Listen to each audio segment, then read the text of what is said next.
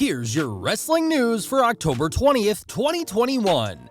And your headlines for today include Montez Ford in line for big singles push in WWE, WWE NXT superstar injured on botched dive, Braun Strowman confirms talks with AEW, how WWE is planning to get rid of Alexa Bliss's dark character is revealed, ex-WWE writer says Keith Lee will never get over, Bianca Belair gives update on her ring gear for WWE Crown Jewel in Saudi Arabia, WWE wrestler donating WWE Crown Jewel paycheck to charity, shocking details concerning the entire Queen's Crown tournament, huge names from pro wrestling donate big money to help Ace Austin and Gia Miller smash donation goal, details regarding The Undertaker's rumored return at WWE Crown Jewel, Bray Wyatt teases alliance with top ROH star, and more. We are kicking off today with the Street Profits, who WWE had planned to split up in the recent draft. That didn't happen as both Montez Ford and Angelo Dawkins were sent to Raw, and in interviews since, both have said that they were prepared for a split if WWE didn't change their mind. Now that split may happen, as Give Me Sport reports that WWE has been high on Ford's work as well as his conduct out of the ring, and see him as a potential top star in the future. That doesn't mean the pair will split up, but if WWE does want Ford to one day be the top name in the company, it'll be far easier without Dawkins keeping him tied to the tag division.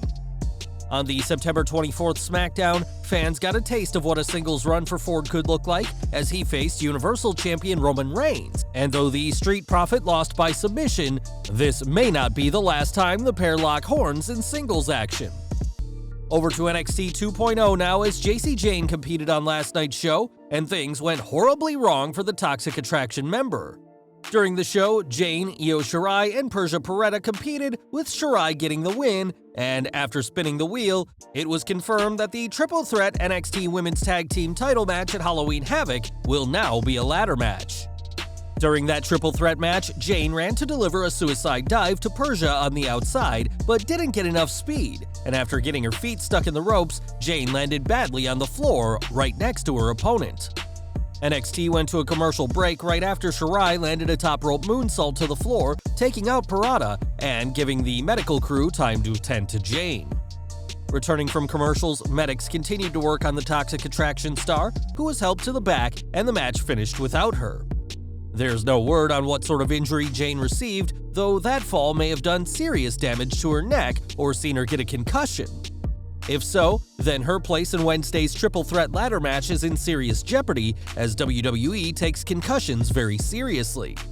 For now, WWE is still advertising her, as well as her partner Gigi Dolan, for next week's match, but we'll keep viewers updated as this sad story develops. In June, WWE shockingly cut Braun Strowman as his lucrative multi-million-dollar contract didn't come with a no-cut clause.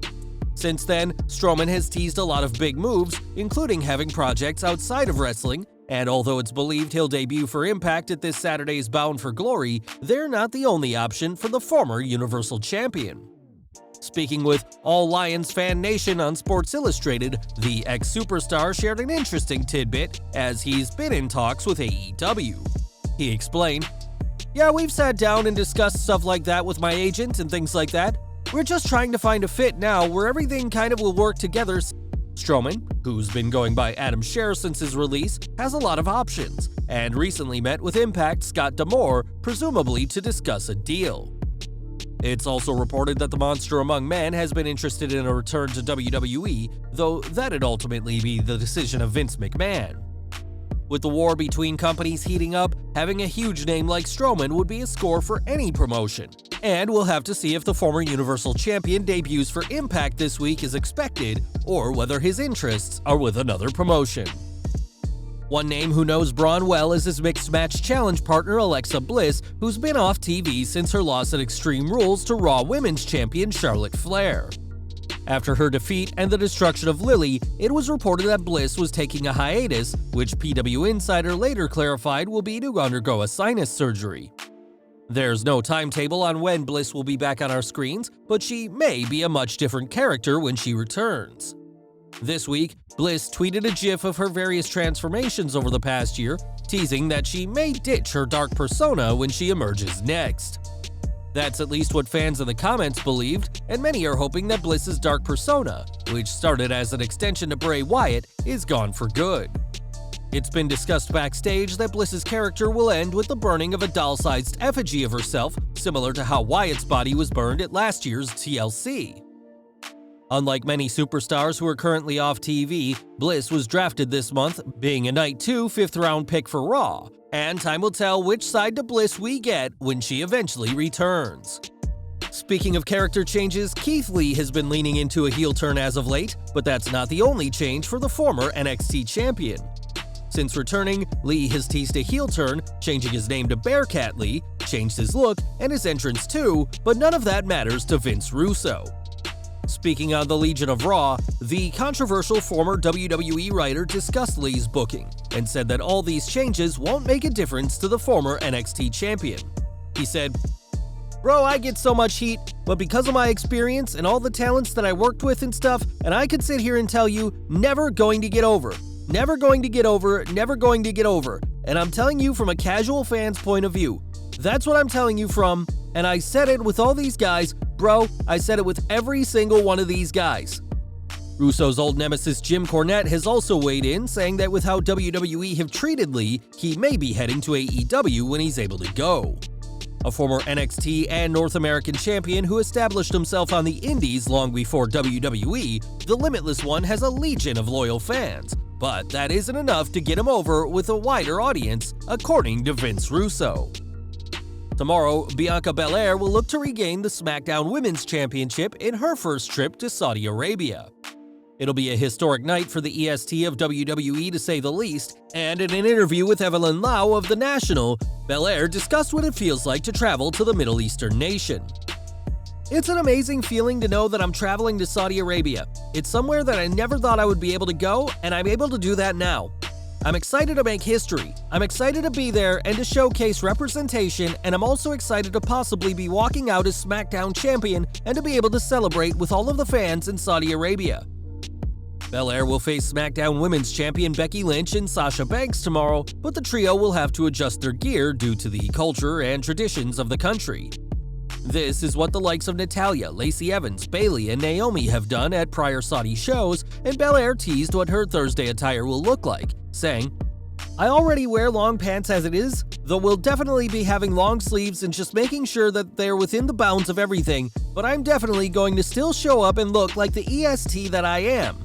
We'll definitely customize our gear, but I'm excited for it. It's not something that's an inconvenience, plus I get a new look." Belair is a talented ring gear designer and made the attire she wore at WrestleMania 37 when she became SmackDown Women's Champion, and is looking to regain the title tomorrow ahead of her move to Raw next week. Mustafa Ali will also be on tomorrow's show, as he'll be looking to defeat Mansoor in the latter's home country. Despite the match not being mentioned during SmackDown when Pat McAfee and Michael Cole ran through the card, this match will happen, but Ali won't make a penny off of the show. As he tweeted, "Earnings from the 10/21 event will be donated to charity." This is the first time something like this has happened, as after Super Showdown in 2019, Ali donated his pay to charity water rather than keep the money.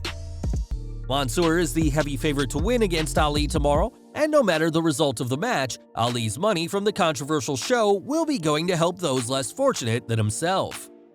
This Thursday will also see the finals of the Queen's Crown tournament, a historic moment for women's wrestling, especially in Saudi Arabia. That's at least what WWE wants you to believe, but with the semifinals matches finished, the stats tell a far different story. Overall, the entire Queen's Crown tournament received under 14 minutes of TV time, with no matches going for 3 minutes or longer.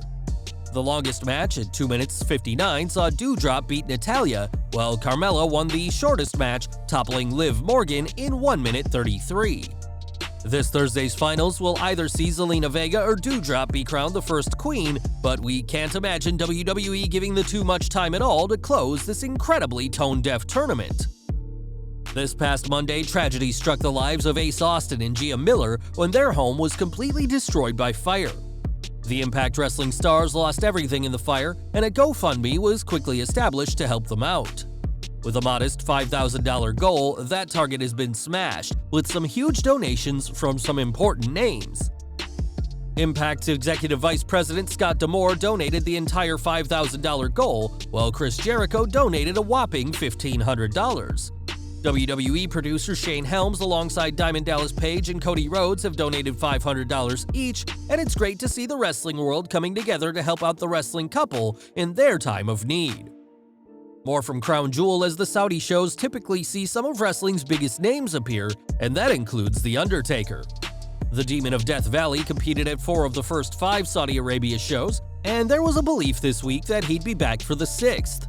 That's because a clip was shared online teasing that the Phenom would return for the upcoming show, despite his final farewell last November. Speaking on F4W Online, Dave Meltzer refuted the idea of the dead man's return, noting that the clip teasing his comeback was actually aired in 2019, and there's no substance to the rumors that he'll be appearing next week. This doesn't entirely rule out an appearance, as WWE could always surprise the fans, but with a name as big as The Undertaker and WWE wanting to make these shows must-see events, the company would almost certainly have announced his appearance beforehand to drum up interest. As of now, there's no reason to believe that The Undertaker will be appearing next week, as the dead man is sticking true to his retirement for the time being. And we're ending today with Bray Wyatt, as fans continue to wonder where he'll go next when his ongoing non-compete clause expires on October 29th. Impact Wrestling have reportedly made a strong play to sign him, while Tony Khan has admitted that he hasn't spoke with Bray yet, but the former superstar is now eyeing up a huge crossover match. When a fan on Twitter spoke about possible dream matches, saying they'd love to see AEW's Orange Cassidy face Ring of Honor's Danhausen, Wyatt himself responded, saying how the 3 of them should unite, saying it'd be very evil of them to team up.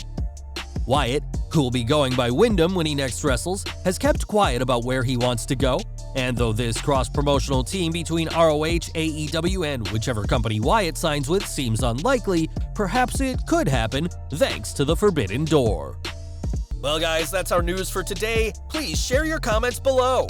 Also hit the like button, subscribe to our channel, and hit the bell icon to receive all notifications. And as always, thanks for watching.